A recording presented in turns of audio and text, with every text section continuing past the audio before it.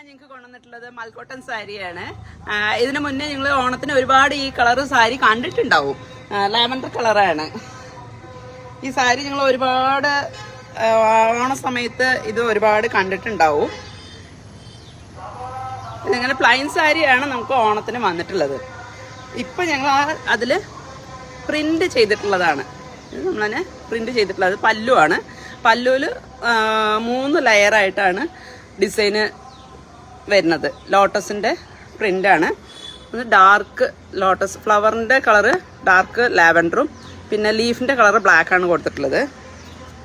പല്ലുവിൽ ഇതുപോലെ ടാസിൽസ് നല്ല അടുത്തടുത്തായിട്ട് തന്നെ ടാസിൽസ് ഉണ്ട്.